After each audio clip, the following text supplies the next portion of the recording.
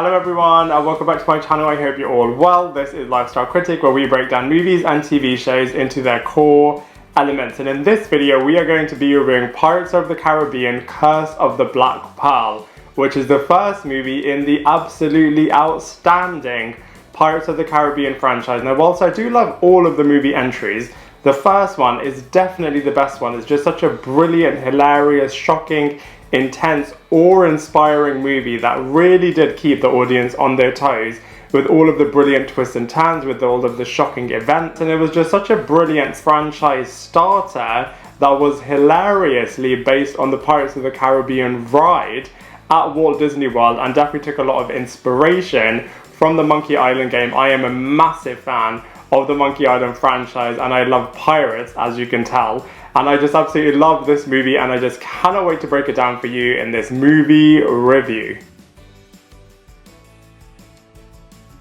So from a storyline point of view, the first Pirates of the Caribbean movie did such a good job in terms of doing all of the world building. Now the first movie in any franchise has got a hard job because they obviously have to do the origin in terms of setting everything up. But I just think Pirates of the Caribbean just did it in such a brilliant, hilarious way, whilst doing it in a really effective way as well. So they obviously set up the three lead characters. For example, Elizabeth being the governor's daughter, Will being the blacksmith, and the two of them having a bit of a love interest as well. We also have Jack Sparrow, the brilliantly iconic pirate that just wants to get his ship back. And equally, they had really compelling villains, pretty layered, who have their own objective as well in terms of wanting to lift the curse of immortality. And then the film really questions whether or not Will and Jack, when they do their brilliant team up, are they actually able to rescue Elizabeth? And whilst that's happening, all of the brilliant side switching, so the audience has to really keep up in terms of who's on what side. Is this person going to betray this person? And it was just such a fun world to escape into, and the first movie just done it so well.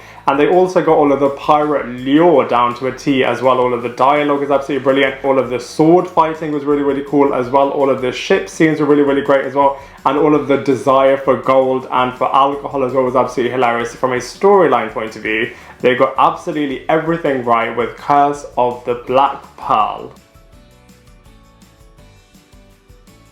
So from a cast and characters point of view, the first Pirates of the Caribbean movie just has such an exceptional cast, and the producers have done such a good job in terms of layering all of the different characters so you can really understand where all of them are coming from, and then when they interact with one another, it's just super iconic. So let's break them down one by one. So first up we have Johnny Depp, who just does a legendary performance as the iconic Jack Sparrow character. I really like the way that they've made this character really, really memorable, instantly unique, really endearing, and also really likable as well. He's obviously a little bit of an anti-hero, but you can really understand where he's coming from in terms of he just wants to get his ship back that was incorrectly taken away from him. So this character motivation is just so simplistic. My issue with the next couple of movies is that they just made it unnecessarily overly complicated, whereas the first movie just gets all of the different characters' motivations and ambitions down to a T really, really well. And also this character is really daring, really confident, and I think it's absolutely hilarious how he just always makes it up as he goes along.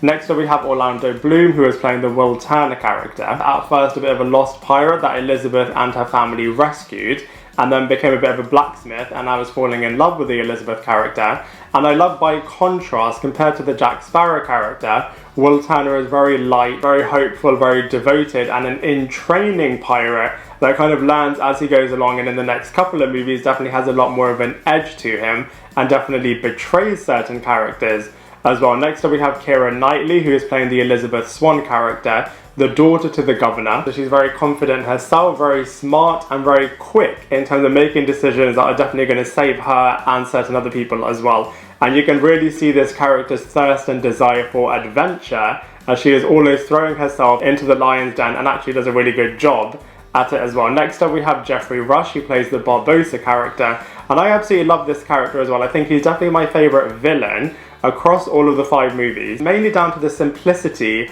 in his motivation as well. Just like the Jack Sparrow character, he wants to lift the curse of himself and of his men as well. And I love the fact that this character went from a villain to a bit of an anti-hero across the movie's progression, which I thought was absolutely brilliant.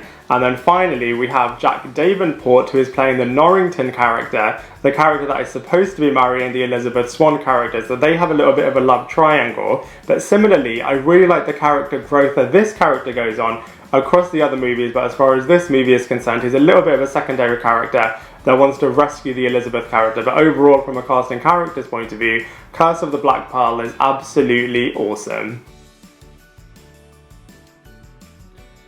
So from a visuals point of view, even though Curse of the Black Pearl was released all the way back in 2003, the visuals definitely still hold up as it looks truly amazing. And like I said before, I do really like the lighter tone. But that being said, it does still have loads of dark and shocking moments in there, but it just looks absolutely awesome. Like I said before, they definitely got all of the pirate aspects down to a T, all of the sword fighting with all of the different characters. It's really, really cool, especially the Elizabeth character as well, especially when she has that hilarious line about wearing a corset, which is absolutely iconic.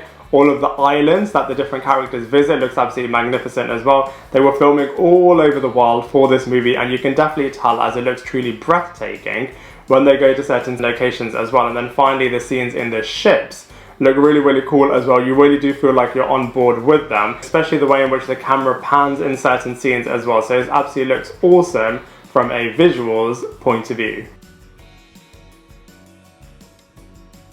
So from a comparison point of view, whilst all of the Pirates of the Caribbean movies are really enjoyable and are brilliant to escape into, despite the fact that this was the first one released and despite the fact that it was released quite a long time ago, it's still definitely my favourite one. I think it just gets everything down brilliantly. All of the characters are really, really great.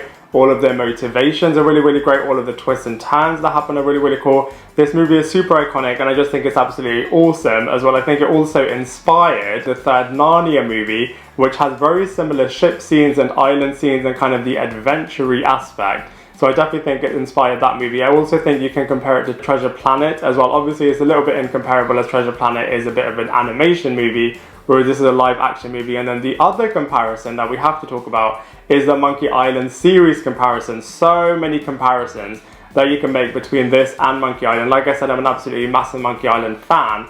And it was just hilarious just seeing all of the similarities. For example, Barbossa being a bit of a ghost pirate is very similar to the ghost pirate LeChuck.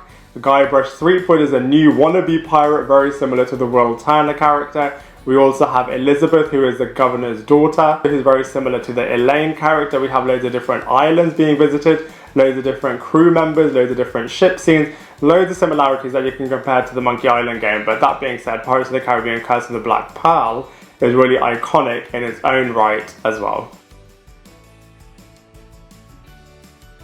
So overall, I absolutely loved Pirates of the Caribbean Curse of the Black Pearl. I think it's my favourite Pirates of the Caribbean movie, and also one of my favourite movies ever created as well. Like I said, I just think it got all of the characters, storyline narratives, twists and turns, locations, visuals, everything was just so brilliant in this movie. And so for all of those reasons, I have to give it a solid 7.5 out of 10.